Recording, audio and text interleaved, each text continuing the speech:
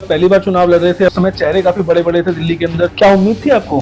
बिल्कुल उम्मीद नहीं थी। तो बहुत मुश्किल था, 400-500 वोट मिल जाए मुश्किल से, यही होगा। पब्लिक कुछ बदलाव करने का सोचती है, तो ऐसे ही जो है वो बड़े बड़े पेड़ जो है उखड़ जाते हैं। कि जो पार्टी है वो राष्ट्र पार्टी का दर्जा भी लेकर के आई, आज भी काफी जगहों पे सेलिब्रेशन हो रहा था। देश के हर राज्य के अंदर जो है आम आदमी पार्टी की स्वीकार्यता जो है बढ़ती जा रही है। आम आदमी पार्टी का विजन है, उसको देश के लोग पसंद कर रहे हैं। भ्रष्टाचार के मुद्दे पे ही आम आदमी पार्टी सरकार दिल्ली में आई थी, क्या लगता है आपको भ्रष्टाचार खत्म हुआ है? हमारे पास वो ताकत नहीं है कि हम किसी की जांच करवा सकें। संपूर्ण जो रोकथाम थी करप्शन को लेके वो नहीं हो पाई है।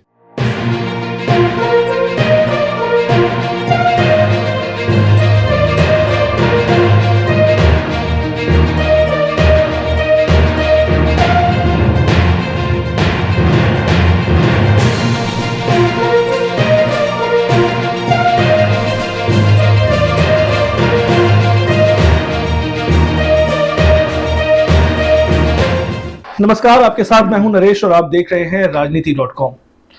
इस वक्त हमारे साथ हमारे मेहमान करोल बाग विधानसभा क्षेत्र से आम आदमी पार्टी के विधायक विशेष रवि हैं, जिनका राजनीति में आने का सफर अपने आप में काफी ज्यादा संघर्षपूर्ण रहा। आइए हम इनसे बात करते हैं और जानते हैं कि आखिरकार किस तरीके से राजनीति में आप आए। बहुत बहुत स्वागत है विशेष जी आपका। बताएं सर कुछ अपने बारे में, किस तरीके से राजनीति की तरफ अचानक से आपका रास्ता मुड़ा? देखिए 2013 के अंदर पहली बारी चुनाव लड़ने का मौका मिला था और हम उस समय जो है पिताजी के साथ जो है सामाजिक संगठन बना रखा है, उनका बना हुआ है और उसमें 8-10 साल से काम कर रहे थे। उस समय 2013 से पहले आंदोलन जब शुरू हुआ तो वहाँ आना जाना जो है शुरू किया।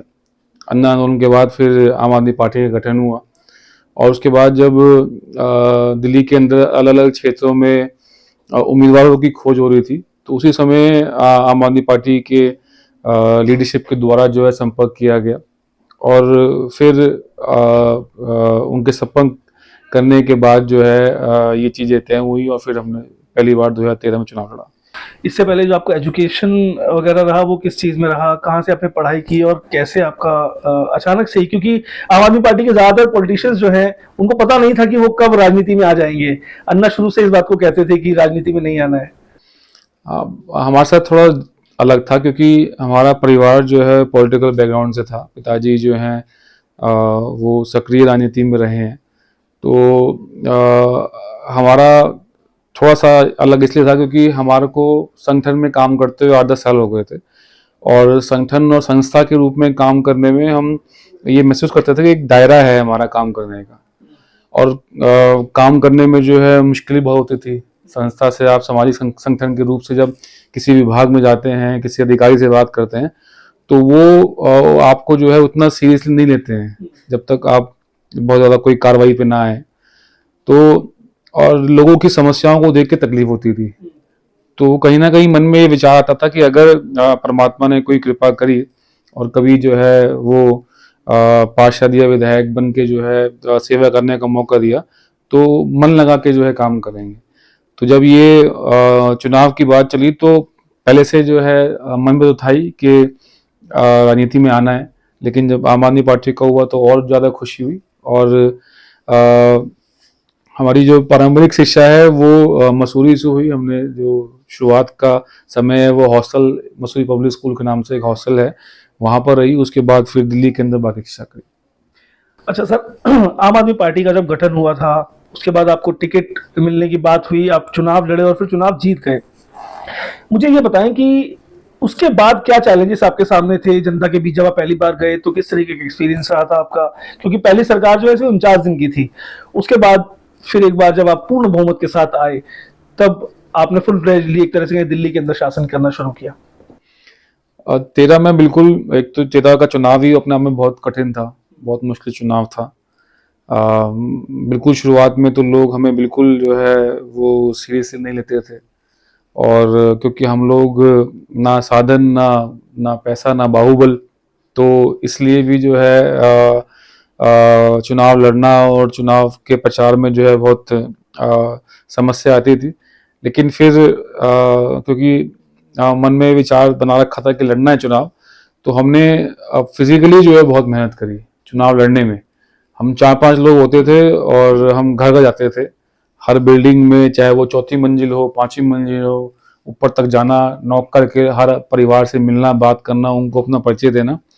तो ये फिजिकल मेहनत बहुत की थी पहले चुनाव में, और उसी के बल पे जो है पहले चुनाव में 1750 वोट से जो है जीत हुई थी। लेकिन उसके बाद जब 15 में सरकार बन गई, तब जो है बहुत चीजें स्मूथ हो गई थी और 15 में मार्जिन भी काफी पड़ गया था। अच्छा, जब आप जीत करके आए तो आपके मन में क्या क्या बात थी कि क्षेत्र में कोई ऐसे कार्य हो जो आपकी प्राथमिकताओं में हो, प्राइमरी लिस्ट में जिसको कहते हैं? पहले चुनाव में तो ऐसा नहीं था, क्योंकि पहले चुनाव में तो हम खुद समझ रहे थे कि एरिया क्या है, एरिया की समस्याएं क्या हैं, उनमें क्या काम होना है।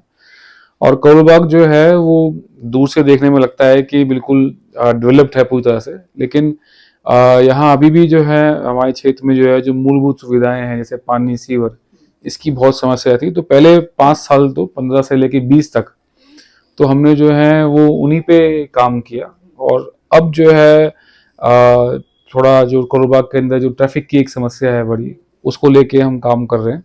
इसके अलावा करोल बाग के पूरे ओवरऑल करोल बाग का जो है ब्यूटिफिकेशन हो, उस पर हम काम कर रहे हैं। अच्छा, आम आदमी पार्टी को गठित हुए बहुत ज्यादा समय नहीं हुआ, 10-11 साल का समय ही हुआ है अब तक, लेकिन अब आपकी जो सरकार है वो 2 राज्यों में है। दिल्ली में तो आप पहले ही सरकार बना चुके थे और अब पंजाब में भी सरकार आपकी बन गई, और आपकी जो पार्टी है वो राष्ट्र पार्टी का दर्जा भी लेकर के आई। आज भी काफी जगहों पे सेलिब्रेशन हो रहा था, इसको आप किस तरीके से देखते हैं? बिल्कुल, ये बहुत खुशी की बात है हमारे लिए, पार्टी के हर कार्यकर्ता के लिए बड़ी खुशी की बात है। और ये इतने कम समय के अंदर जो है बहुत शायद कम पार्टियां होंगी जिनको इतने कम समय के अंदर राष्ट्रीय पार्टी का दर्जा मिल गया। तो इसमें निश्चित तौर पे जो देश की जनता है उनका योगदान है। सरकार बनी, फिर गुजरात में कुछ seat I, percentage of vote बढ़ा, गोवा में कुछ सीट्स आई। तो ये धीरे धीरे हर देश के हर राज्य के अंदर जो है आम आदमी पार्टी की स्वीकार्यता जो है बढ़ती जा रही है। और अब आने वाले चुनावों के अंदर भी हम कई राज्यों में चुनाव लड़ने वाले हैं, तो हमें विश्वास है कि जो आम आदमी पार्टी का विजन है उसको देश के लोग पसंद कर रहे हैं, और आने वाले समय के अंदर कई राज्यों में और लोकसभा चुनाव के अंदर भी जो है अच्छे परिणाम आएंगे। आम आदमी पार्टी की जो सरकार दिल्ली में बनी थी तो एक सबसे महत्वपूर्ण मुद्दा था भ्रष्टाचार का, और केंद्र में जब भारतीय जनता पार्टी की सरकार बनी थी उस समय भी वो भी इसी मुद्दे के साथ सरकार को उन्होंने बनाया था, और एक जुमला बड़ा फेमस हुआ था उनका कि ना खाऊंगा ना खाने दूंगा। वैसे ही भ्रष्टाचार के मुद्दे पे ही आम आदमी पार्टी सरकार दिल्ली में आई थी। क्या लगता है आपको, भ्रष्टाचार खत्म हुआ है बीइंग अ पॉलिटिशियन ऑफ आम आदमी पार्टी? देखिए, दिल्ली के साथ जो है वो जो परिस्थितियां हैं वो थोड़ी सी भिन्न है। 49 दिन की सरकार में जब एंटी करप्शन ब्यूरो हमारे पास था तो हमने हेल्पलाइन नंबर जारी किया था।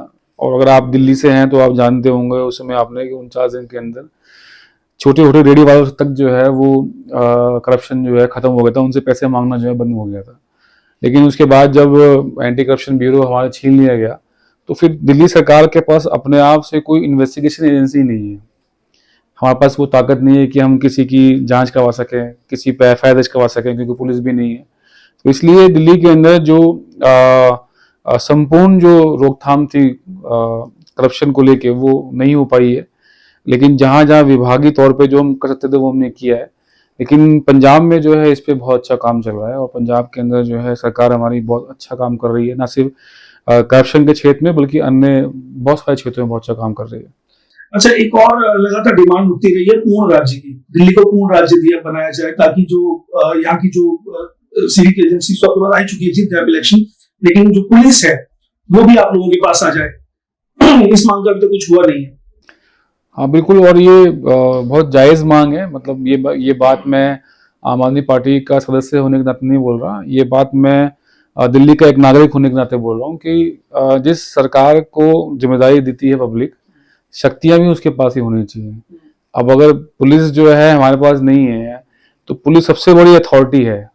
आपको कोई भी काम करना है, सबसे बड़ी अथॉरिटी पुलिस ही है, और पुलिस आपके पास है नहीं। लेकिन एमसीडी में सरकार बना लेना एक बड़ी सफलता भी तो है आपके लिए। अब बिल्कुल सफलता है ही, और वो सफलता जब आप काम करते हैं तो आपको पब्लिक आशीर्वाद देती है। वो सफलता ऐसा नहीं है कि हम घर बैठे हुए हमें पब्लिक ने आके जो है सफलता दे दी।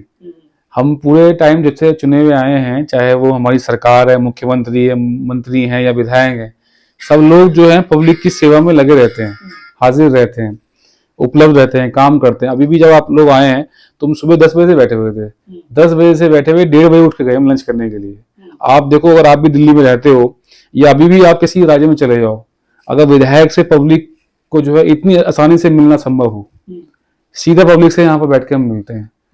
अच्छा, मुझे एक बात है कि अब आपको भी काफी समय हो गया पार्टी में आए हुए, विधायक बने हुए, आपको कभी अप्रोच किया या फिर आपसे कभी कोई राय ली गई कि कोई मंत्री पद आपको चाहिए या फिर कोई मंत्रालय आपको मिले तो कौन सा प्रेफर करेंगे आप?